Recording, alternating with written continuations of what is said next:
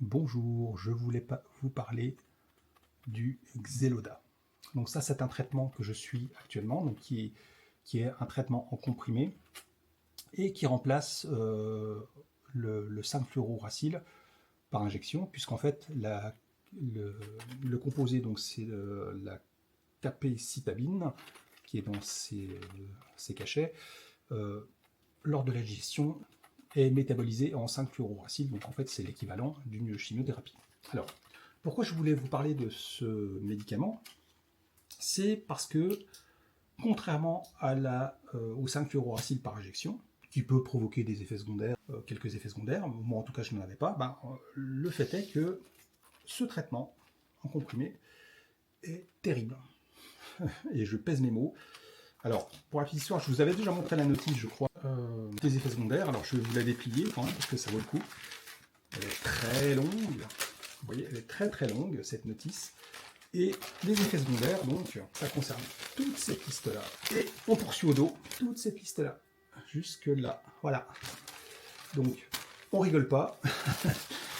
Moi, me concernant, c'est surtout le syndrome pied-main qui me handicape. Alors, j'ai eu, en fait, là, je suis dans le 3e cycle, c'est 3 cycles de 3 semaines, donc vous prenez des cachets pendant 15 jours et vous avez une semaine de pause. Là, je suis au milieu du 3e cycle, donc il me reste 8 jours de traitement. Tout ça pour dire que lors du premier cycle, j'ai eu des effets secondaires au niveau pied-main. Alors, ça a commencé en fait au niveau pied-main, donc des ampoules, enfin la sensation d'ampoule, mais bon, en fait, ça fait des cloques, hein, puisque j'en ai qui ont percé depuis. Une sensation d'engourdissement, notamment au niveau des pieds, donc qui s'est soldée par le fait que je ne pouvais quasiment plus marcher.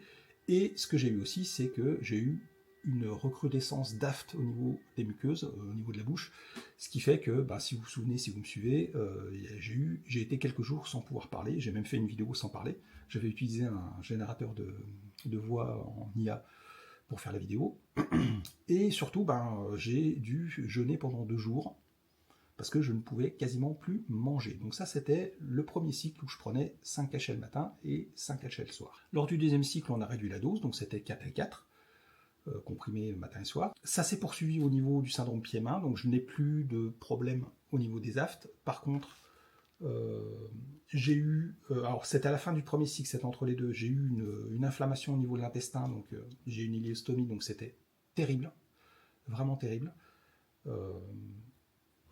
C'était limite insupportable, puisqu'en fait tout était, je dirais, à 100. Et donc c'était extrêmement douloureux. À chaque fois en fait que j'avais des selles qui sortaient par mon mastomie, c'était extrêmement douloureux, brûlant.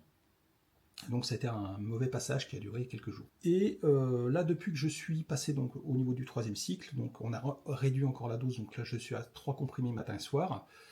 Les pieds, ça va un petit peu mieux. On va dire que je peux aller faire mes courses, parce qu'avant je pouvais plus marcher. Je n'ai toujours pas repris le vélo d'appartement, donc je fais plus de musculation, je fais moins de vélo. Là, il fait super beau dehors, je peux pas trop aller marcher parce que j'ai quand même j'ai les pieds dans un état catastrophique. Et là, c'est au niveau des mains que je mange, en fait. Je sais pas si vous voyez l'état de mes ongles, l'état de mes mains. Donc j'ai des crevasses partout, donc c'est extrêmement douloureux. J'ai les mains extrêmement sèches et donc j'ai vraiment hâte que ça se termine parce que c'est vraiment un traitement que je veux arrêter en fait. Donc j'ai vu avec l'oncologue, on verra à la fin du 3e cycle où on en est au niveau des marqueurs. Je touche du bois. Si tout va bien, en fait, on va suspendre le traitement pendant 1 mois. Si j'ai encore un petit peu de marqueurs sanguins, en fait on repartira sur la même chimiothérapie. Par contre, j'ai demandé à repasser en injection. Donc je serai obligé de me fader le taxi, l'ambulance pour aller au centre de cancérologie tous les 15 jours, mais au moins je n'aurai plus ces effets secondaires. Tout ça pour dire que, en fait, moi j'avais fait le choix des comprimés parce que je me disais, je vais enfin éviter les déplacements. En plus, là, je vais y aller pour. Il y aura 10 minutes de rinçage, 10 minutes d'injection, oh, super, puis je repars avec la bonbonne, l'infuseur pour 48 heures, mais voilà. Le truc, c'est que j'avais pas d'effet secondaire. C'était contraignant au niveau logistique, mais je n'avais pas d'effet secondaire au quotidien. Et j'étais embêté, en fait, 48 heures sur tous les 15 jours. Quoi. Là, je suis embêté en permanence. C'est-à-dire qu'il y a plein de choses que je peux pas faire. Faire la vaisselle, c'est une catastrophe parce que là, j'ai notamment une crevasse sur ce doigt-là. Là, je peux plus le plier, c'est terrible. C'est extrêmement douloureux. J'arrête pas de me mettre de la crème. J'ai 3 crèmes différentes. Je me badigeonne à longueur de journée. Enfin, c'est vraiment épuisant. Et donc, bah, j'ai qu'une hâte, c'est que ça s'arrête, quoi, que je puisse reprendre une vie normale parce que je pète la forme. Et puis, bah, je suis embêté par ces satanés cachets. Alors, pour celles et ceux qui ne connaissent pas, moi, j'ai une petite feuille de suivi où je note tous mes effets secondaires. Et donc bah, là, pour le coup, ils vont être servis parce que bah, j'en note tous les jours. Voilà. Donc je ne sais pas si parmi vous, il y a des personnes qui sont sous Xeloda. Moi, en tout cas, c'est un traitement qui m'a un peu traumatisé. Et donc, ben, là, je fais tout pour l'arrêter, en fait. Voilà. Portez-vous bien. À très bientôt pour une nouvelle vidéo.